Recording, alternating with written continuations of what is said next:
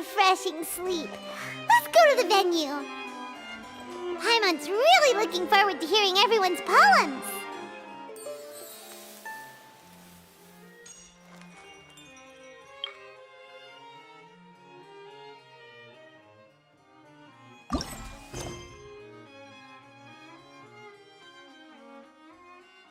Huh? Looks like we're a few people short today. Morning, friends. Singcho said he wants to take some time and focus on writing poems, so he'll join us later. Noelle has other duties today, so she asked me to tell everyone not to wait up for her. Oh, okay. Well, never mind. What about Callirhoe, though? She said she'd be here. I got here really early, but I haven't seen her yet. Are you talking about the girl with the blue hair? I saw her on the bridge near Dihua Marsh during my morning training. She looked a little upset, so I didn't want to disturb her.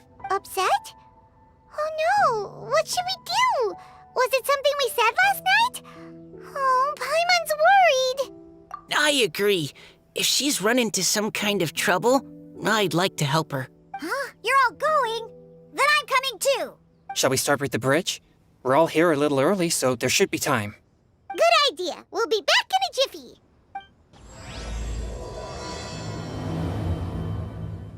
Oh, so this is the place?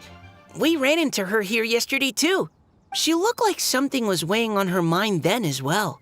It's also not far from where we were dropping those leaves. Huh. Leave? Oh, right. We were so busy matching couplets we forgot to mention.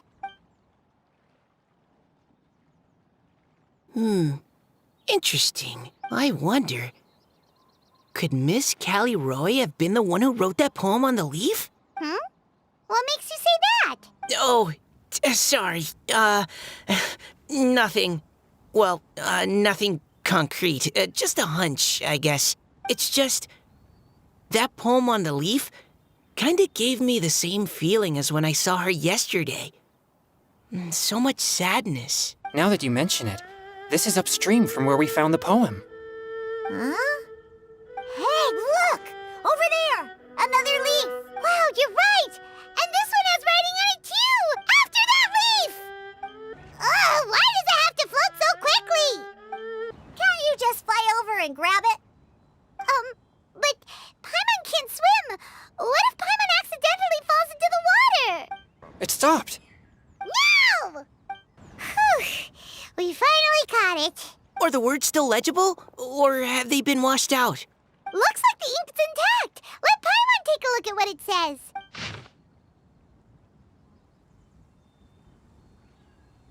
Huh? This is related to the poem we wrote in reply yesterday. She must have picked up one of our leaves. Spring. Young boy. It's looking a lot like Callirhoe was the one who wrote this. She seems to care a lot about that story, huh? Actually, when Paimon first saw her, Paimon was wondering, do you think... is it possible that... she's, Based on the current and accounting for wind strength, everyone, please follow me. This should be far enough upstream. Let's split up and search the area. Callirhoe! Callirhoe! Ah! She's surrounded by hilly churros! Let's go save her! Whew. Callirhoe, are you okay? What's that? It's a huge water droplet! This is exactly what I saw the other day. Huh? Why are you all looking at me like that? Oh no! My body... is it... That voice is definitely Callirhoe's. How did this happen? Please wait a moment. Oh no. Did I use up too much energy? How did you... What's going on here? Miss Callirhoe, are you some kind of adeptus? No. I'm so sorry for deceiving you all for so long. Actually, I'm an Oceanid who flowed here from Fontaine long ago. What's an Oceanid? Ah, the Grandmaster has mentioned them before.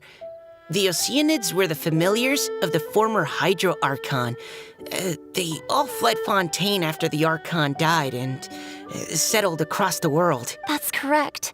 Though, to tell you the truth, I can't even completely recall how I found myself here. I have a vague impression of my ancestral home, but I can't recall clearly anything I saw on my journey. All I know is that by the time I arrived in Mondstadt, I had lost most of my power and couldn't even sustain a physical form. Eventually, I settled in a place called Springvale, where I slowly began to regain my power. Springvale is a serene and beautiful place.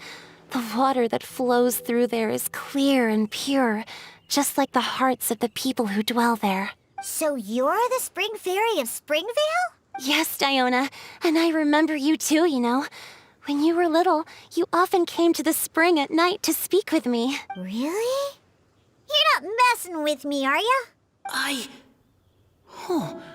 always thought that was just a local legend. Your favorite little pillow, the fish one? Its name is Bubbles, is it not? Yep! All those childhood memories. So they weren't just a dream. So, if this is true, then all those things written on the leaves... I see. So you were the ones who found my leaf. Well, you are correct. The Spring Fairy and Heart of Clear Springs is me. No wonder you were asking us so many questions about it. So, the boy from the story... Is Finch. I always loved listening to people's dreams. And still do, to this day. Whether they're beautiful, sad, or filled with emotions I couldn't understand at the time. One night, a little boy came to the spring. The tears that fell from his face were more fragile than a moonbeam, and purer than the morning dew. I like humans, and wanted to understand them better. I also wanted to make sense of the feelings contained in his tears that were, then, a mystery to me. Yes, we often met under the stars, sharing our stories with one another. Sometimes, we'd stay up all night and see who would hear the first bird chirping from the boughs, or the first cicada of summer. Aw, that sounds lovely. But one day, just like the book says, I saw an emotion in Finch's eyes that I couldn't reciprocate. I felt out of my depth, in uncharted waters. But I knew all too well that we Lockfolk face a very different fate from that of humans. Whatever was happening, I didn't want it to lead to Finch writing a chapter of his life that he would later come to regret. So, I fled, and never appeared before him again. Oh, Callirhoe. My strength returns very slowly, and even after decades, I can only sustain a physical form for a very short time. I once hoped that Finch would be able to move on, and meet me when the stars in the night sky have all gone out. But after seeing so many people's stories, and hearing about all their dreams, I have gradually come to understand Finch's heart. This feeling of wanting to respond to his feelings is surging relentlessly in my chest, and I can no longer restrain it. But I'm also scared. Scared that if I go and see him now, I'll bring nothing but disappointment, and even more pain when it comes time to part. Oh. It really is a difficult choice. Please go see him. Huh? I know Grandpa Finch, and he's a really kind person. When I was struggling to learn how to draw maps, he was always encouraging me, telling me not to give up, always keep trying, and get out there and have some adventures. He often tells me stories about his past, but I've never once seen a look of regret or sadness in his face. And even though Grandpa Finch loves adventures, he still stands there by the spring every day, as if he's waiting for something. I believe that he's serious about his feelings for you, Miss Callirhoe. He's never stopped hoping that he'll see you again one day. So if you want to see him too, then what are you waiting for? Huh? Oh, sorry. I think I got a bit too excited and I just thought, well, it just sort of came out. I understand. That settles it. I've decided. I will go back and see Finch. You will? Amazing! That's great! But I'd like to ask all of you for some help. Sure. Just say the word. We'll help you any way we can. Would you come to Springvale with me and help to bring Finch to my side? I cannot maintain this form for much longer, and I'm worried others will see me how I was just before. Leave it to me. I'm really close with Grandpa Finch. Also, please keep Finch's in my secret. I wouldn't want Springvale's tranquil waters to become agitated on account of all this. Your secret is safe with me. I won't tell anyone. That's a promise. Great. I can't thank you all enough. What's wrong? Are you gonna turn back into a water droplet? No, I'm sorry. It's just that my mind's racing. As much as I want to talk to him again, I'm still worried that I won't have the words when the time comes. A poem?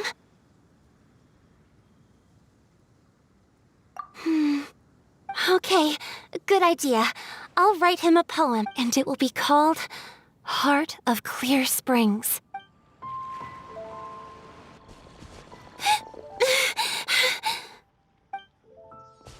Are you okay? It's nothing. I'm just scared that I won't be able to maintain this form much longer. Okay, don't panic. Wait here, Callirhoe. I'll go fetch Grandpa Finch. Take it slow, Diona. Finch isn't a young man anymore. He's not as steady on his feet. I can still hold on a bit longer. Okay, stay strong. You can do it. How are you holding up? Would you like some support, Miss Callirhoe? You can also lean on Paimon if you need. Thank you, all of you. Grandpa Finch!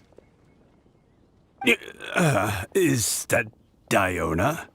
You're back early today. Today's your special day, Grandpa Finch. Can you come with me? Oh?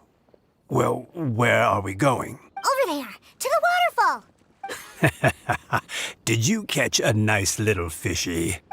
Just come with me already. This is extremely important. But I promised your father that I'd go to the... Grandpa Finch!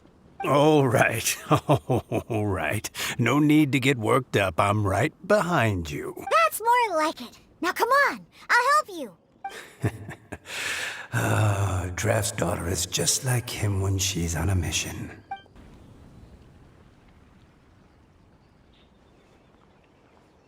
Over here! Over here! It's okay, Grandpa Finch. Take your time. What's all this? What are all these people doing here? Even Mika's here? How's work been going lately?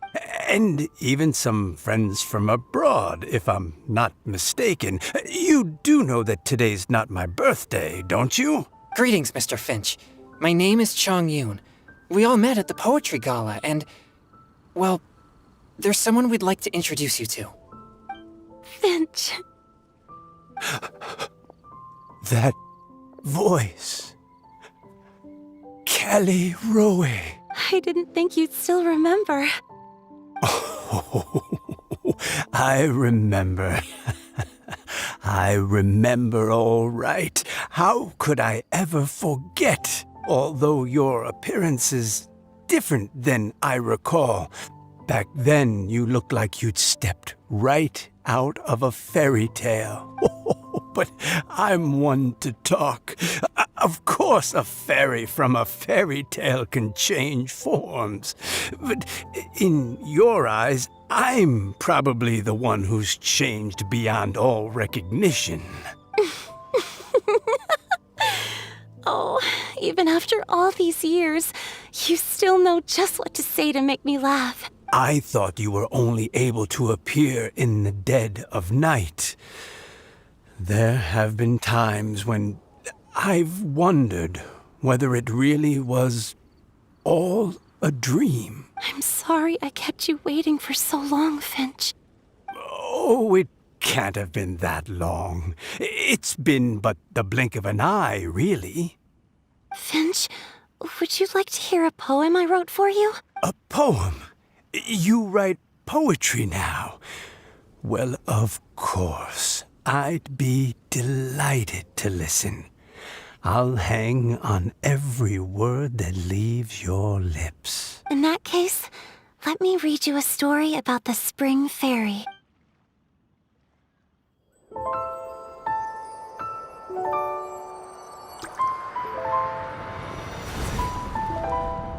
Far from my native land I roamed. In streams I slept, many seasons I met as the sun set and rose. I searched for a garden to call a home, and the moonlight ebbed as the water flowed. A soft breeze beckoned me unto a spring. Sleep, weary wanderer, your journey is over. May the dancing petals sweeten your slumber. At dawn, I hummed the melody of a distant stream, and the songs in the night serenaded my dreams. A boy's tender tears trembled through the water, stirring me more than any starlight sonata. He wove me a wreath from past petals and future buds. I crossed beyond the veil of dreams to the realm of flesh and blood. Look at the love that shines from his eager gaze. Answer the call of his heart, lest this moment go to waste. The kittens and fireflies invited my heartstrings to sing, but I was a stranger to the melody of mankind, and knew not how this tune should begin. As the river of dreams trickled into the ocean blue, every time a crystal fly flapped its wings, older it seemed he grew. But I learned to fathom human ways each stumbling step I took, and clouds of confusion became crystal clear in the vulnerable verse I wrote. As seed yearns for soil and trees for the sun, a once foreign melody inside my heart sung, and it cried out your name on every string it could strum. Now I give my dream to you. May it be in your slumber a sweet spring to quench your thirst. Now I hand my heart to you, praying my belated promise might meet, still with your trust.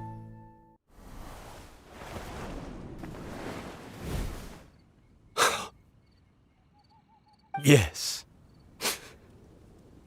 This is how I remember you from when we first met. All those years ago. It really has been a long, old time, hasn't it? Finch, It's okay. I understand. Your poem, it explains everything. Thank you, Finch. Please, take this. It's so beautiful. This is a droplet of water condensed from my own power. Finch, I don't have a physical form like humans, and I can't stay by your side. I don't know how long it'll be before I can change back into human form again, but as long as this droplet remains with you, our hearts will always be connected.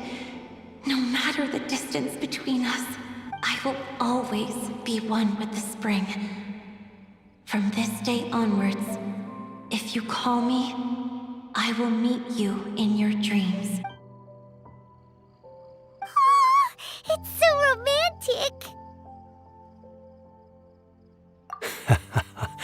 You've really learned a lot, haven't you?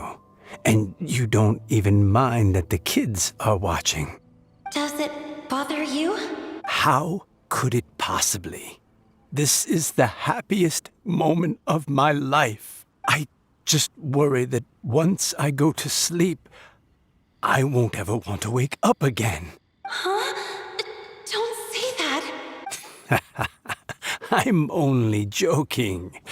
It seems that you still have much to learn. Is that right? Grandpa Finch and Callirhoe look so happy. Oh, what a perfect moment. Diona, thank you for fetching Finch for me. I've never forgotten you either. I used to chat with you a lot. Wasn't it ever annoying? Of course not. You are one of the truest friends I have in the entire world. That's why I gave you your gift, so that a part of me could always be with you. Huh? Wait. So is Diona's ability to mix delicious drinks from disgusting ingredients a blessing from this water spirit? And if so, is it also possible that my pure yang spirit is a gift from some being? My physical form is about to disappear. Finch, Yes? I've never regretted meeting you or deciding to talk to you that night. Not once. All these long years. Not for a single moment.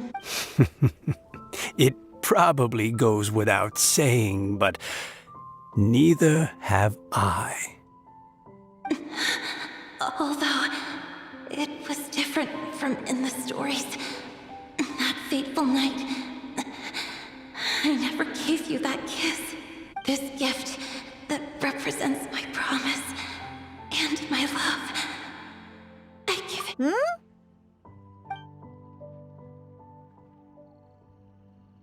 It's okay, everyone. She's gone now. What?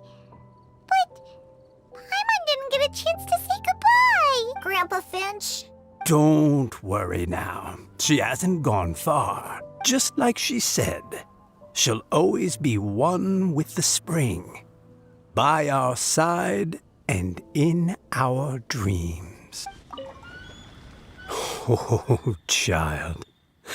Let me stay here a little longer. Oh?